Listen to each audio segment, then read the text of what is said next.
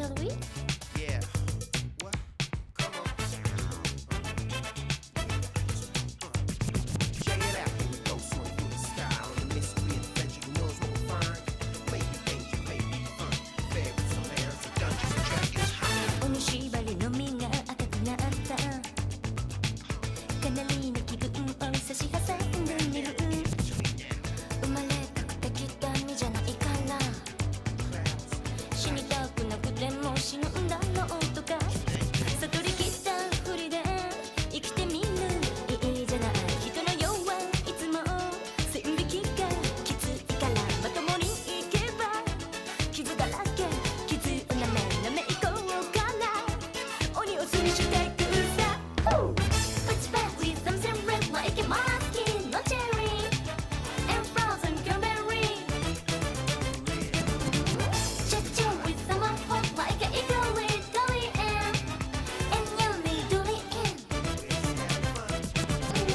Football with something cool like a hidden luminary and roll the wizard too 姑息な手段で時を稼いで刻んで死な花を待つまま Yeah That's right.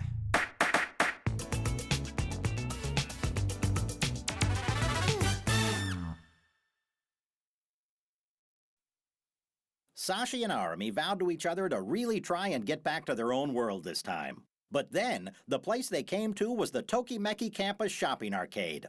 It was a world overflowing with cuties, putting Sashi's carnal desires into overdrive.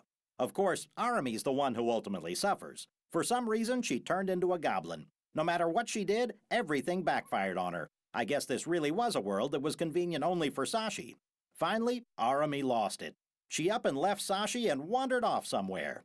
That's when Yudis appeared. You can stay at my place. Huh? Where's your place? Is it close by? How long till we get there? Ain't we there yet? This house of yours is pretty far away, you know that? What, have you been walking this whole time? Huh? Ah! Is this some kind of moving walkway? Well, Osaka folk always walk, even if there's a bus. This is no walkway. Regardless of whether you walk or run, the distance you traverse doesn't count. We are currently traveling through a locus between karmic bodies whose fates are linked. From here, you can jump in any direction above the first 7 dimensions, including time. Huh? Did you get all that? Mister, I hate to break it to you, but I'm pretty far down on the stupid tree, even for a kid in grade school. Right, I forgot. In other words, no matter how far we go in space-time, the location will always remain Abeno. I know that already. We jumped so many times, I'm practically sick. So tell me, does this mean we're going to another weird shopping arcade? If we are, then how about you take us to a place that's sharp like you are, not dumb like me?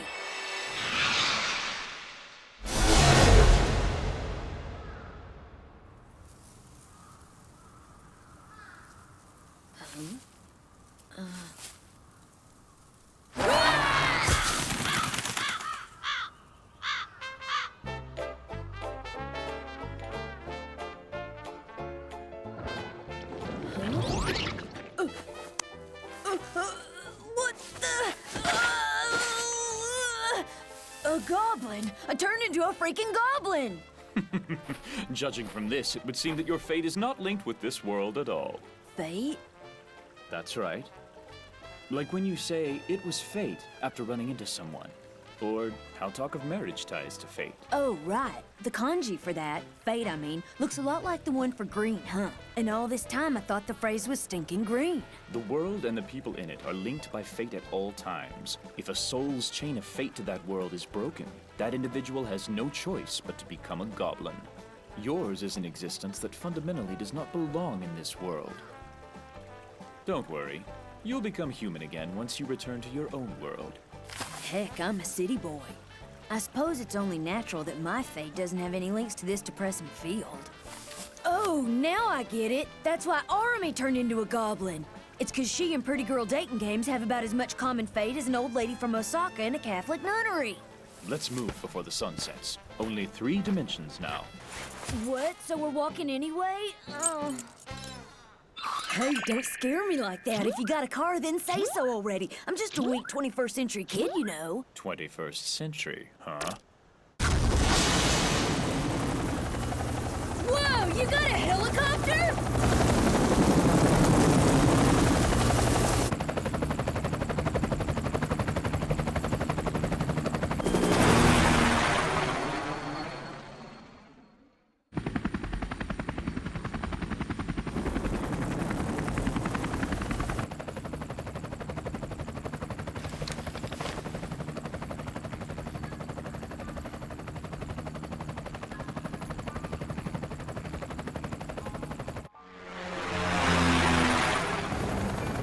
Hey, mister, what's that down there?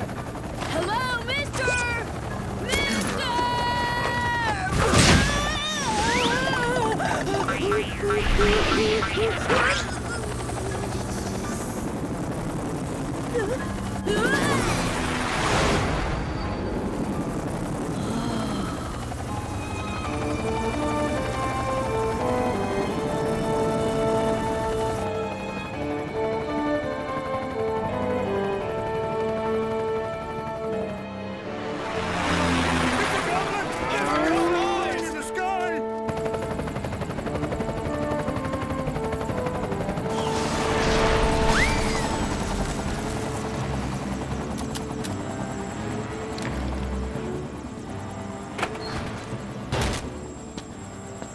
Hey, this place wouldn't happen to be ancient Kyoto, would it? Looking from above, it had a sort of checkerboard pattern. I feel like maybe I've seen it in a social studies book or something. Was it Japanese class? Good, you figured it out. Historically speaking, we're in the Heian era, the 10th century city of Kyoto. This place is not like the nonsensical shopping arcades that sprang from your mind. As long as you ensure the scientific accuracy of your jumps, you can travel to proper worlds like this one. Huh? Then you mean this is the real world? The real world? Wait, come on, Mr. Udis. What's a helicopter doing in the Heian era where everything's so proper? Huh? Oh, right. You've become a goblin. This will be the first time I've invited a goblin into my home. Yeah, I'm really sorry about that. Well, thanks for offering.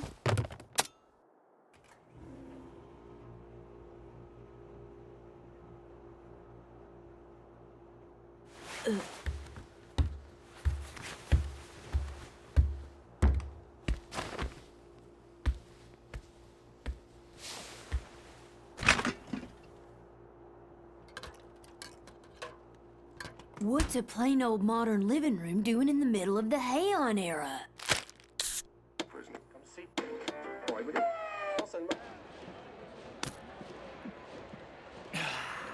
There we go.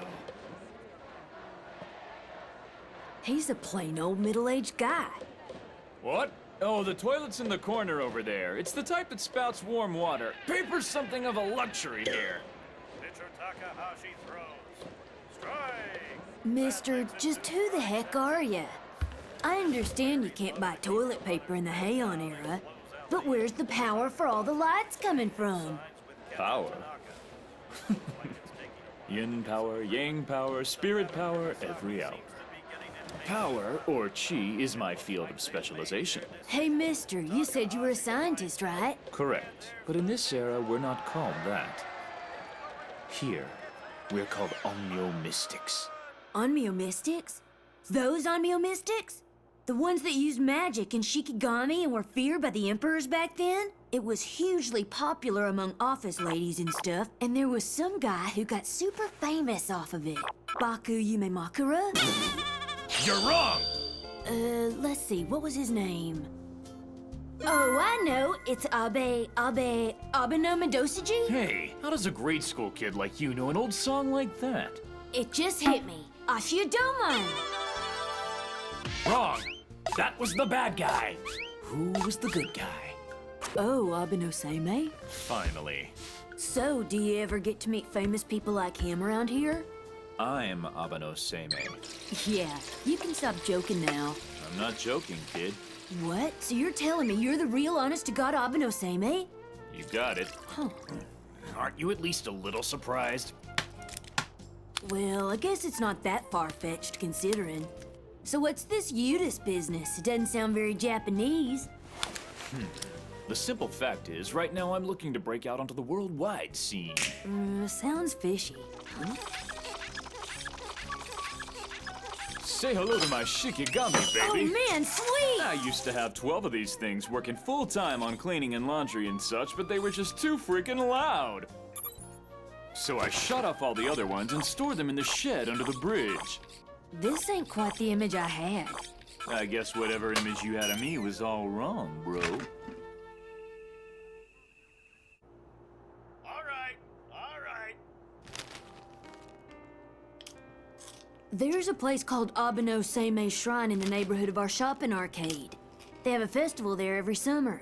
So does that have anything to do with you? Oh, that.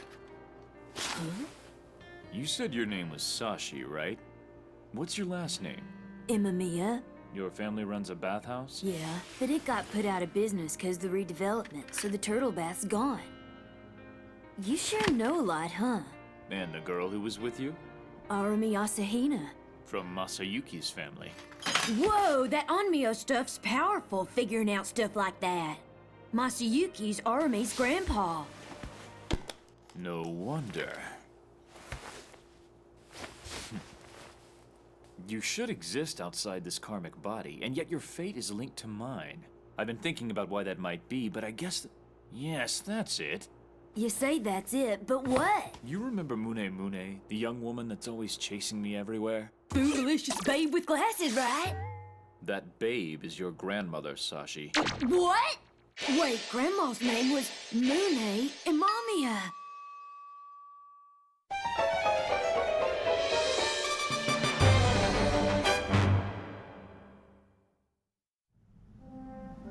I was born into a family that governed the entire Abeno area in the land of Setsu. Since I wasn't in line to inherit the family estate, I traveled to Kyoto at a young age. Through my mother's relatives, I met the Kamo family and began my walk down the Onmyo path. Of course, you're not allowed to visit your homeland while training. I built a reputation as an Onmyo mystic, gained my independence, and acquired a house of my own. It was then that I first received permission to return home. It had been 20 years since I had last been to Abeno, and there were few people left whom I knew, but my childhood friend Masayuki gave me a warm welcome. Masayuki had a wife. Her name was Mune. At first, my sense of obligation to her husband led me to be the lady's confidant, and I advised her on her troubles as an Onmyo mystic. But when a man and a woman's fates are linked, no one can stop them from falling in love. As my visits to her came and went, Mune and I eventually became very fond of each other. There was a large laurel tree at their home. I remember once, the leaves were rustling in the breeze. Somehow we couldn't take our eyes off it, so we stood there, gazing as if in a trance. Right around that time, my name had begun to reach the imperial court. I was to visit the palace for the first time, so I had to quickly return to the capital. I left without having time to say goodbye to Mune. By the time I got there, I discovered ridiculous stories circulating about me. People said things like I killed a frog with a leaf, or that I dueled with a Buddhist priest from Harima. It had absolutely nothing to do with the Onmyo way. However, these legends were well received, and I was swamped with work thereafter. Matters concerning Abeno were slowly pushed aside beyond my field of awareness. One day, on my way home, a large laurel tree caught my eye. It was rustling, even though there was no breeze. I immediately gathered my things and left for Abeno. A terrible disaster awaited me there. Having learned of the relationship between Mune and me, Masayuki had gone mad with jealousy. He killed Mune, then himself. He had passed away just before my arrival. I cradled Masayuki's still warm body against me, and remorse filled my entire being. I swore to use all the powers at my disposal to bring Mune and Masayuki back into this world once again. There was a secret rite, the Taizan Fukan ceremony, which was said to revive the dead. It was the culmination of the Onmyo way, the ultimate technique. I had never heard of a case where it had been successful. The purpose of Onmyo techniques is to twist approaching realities and thereby avoid bad events that have been expected to occur. This means with each application, you and the client leap from the world where the event takes place to a world where it doesn't. As long as you follow the proper linkage of fates, you cannot stray so easily into nonsensical worlds. But the Taizenfuken ceremony was an exception, and it differed fundamentally from those other spells. Reviving the dead means nullifying what has already happened. In other words, canceling the past and bringing the parties concerned to live in a completely new world. This results in an enormous leap, which ignores the permutations of linked fates.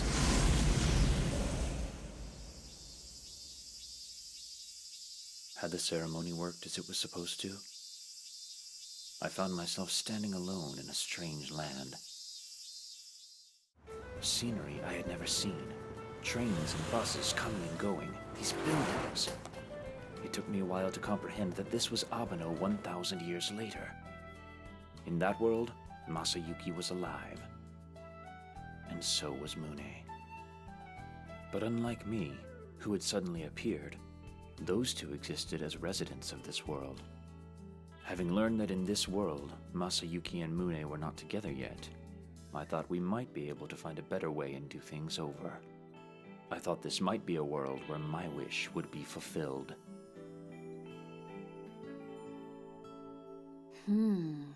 So you built the Abenobashi shopping arcade, I see. Which means this whole time you've been the real reason why me and Army are having to be put through this stinking mess. So what are you gonna do? The reason? Do what?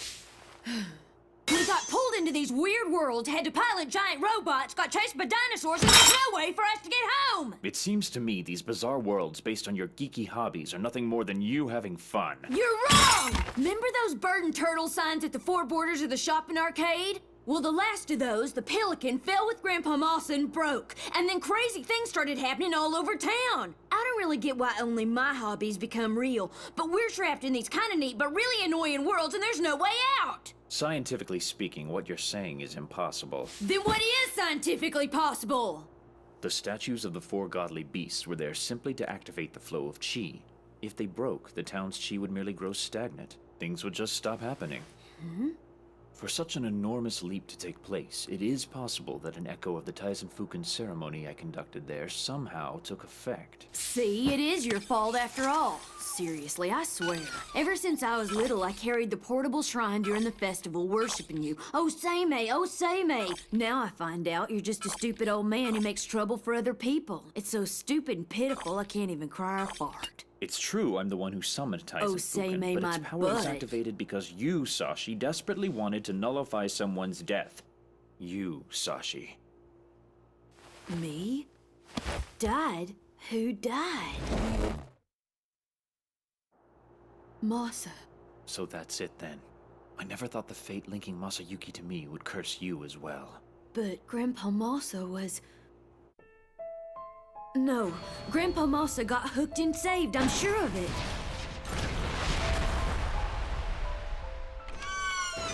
The thing that fell was...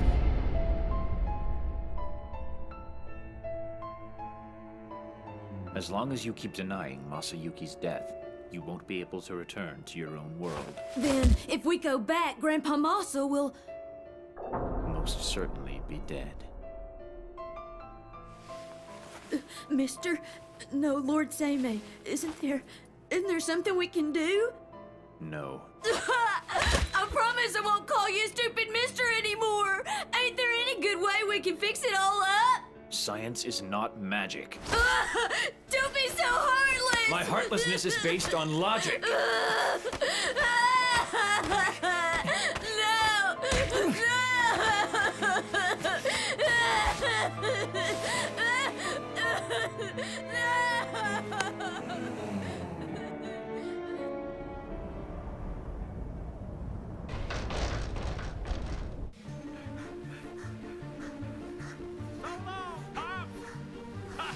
Man, I'm bored. Wait a second, the horn on my head's gone. I wonder when that happened.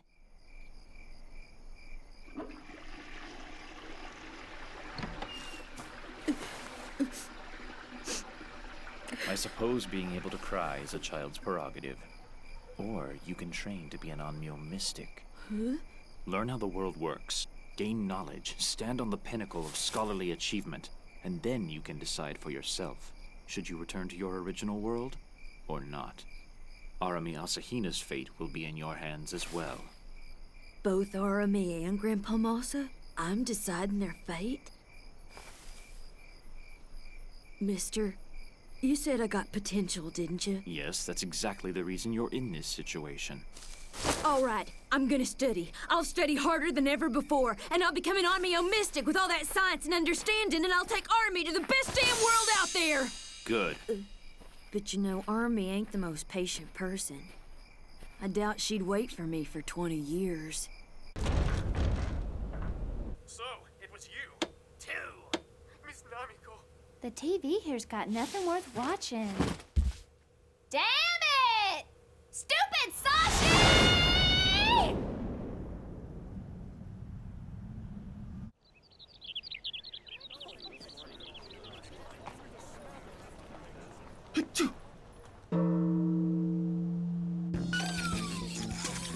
Master, good morning! Hey, Master, I had no idea you dressed like that too, my lord, sir. I'll have you know, adults don't get all the free time in the world to goof off like you kids do. My work awaits me. I've got goblins to banish. Since you're a goblin, why not go off and build a geekland? Hey, you said you were gonna teach me the science and techniques of the Onmyo way! I'm not so sure. Thinking about what you really are, it's starting to sound absurd. Huh? What I really am? 'Cause I'm a goblin? What's this? It's a trial kit for Onmyo mystic training. Read the instructional materials and study. That's totally cutting corners! What's a big idea? Come on, mister, teach me properly! Come on! I don't care! Move it! Get out of my sight!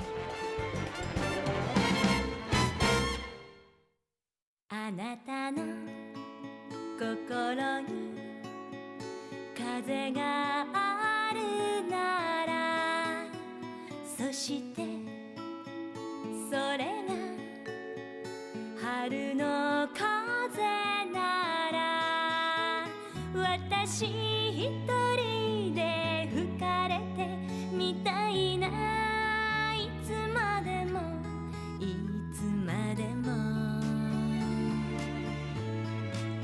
あなたの心に空があるならそしてそれが青い空なら私一人で登ってみたいなどこまでもどこまでも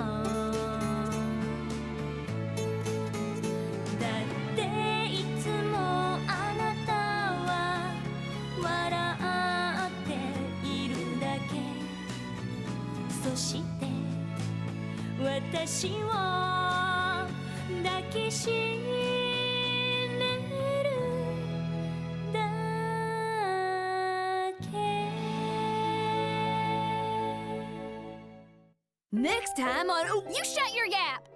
Having spent some time being bored and with very little screen time, Arami seizes the right to do the next episode preview from Sashi. Does the Onmyo mystic training that Sashi is about to embark on exist only in order to appease Arami, no fair! The preview's mine! Sit still, why don't ya? Arami once again recovers the right to the preview, and she finds herself in a new world. Its utter stupidity causes the girl to abandon all hope. Next time, fluffy, bubbly Abenobashi fairy tale shopping arcade. Just you watch, it'll be a circus! A circus! It ain't no circus.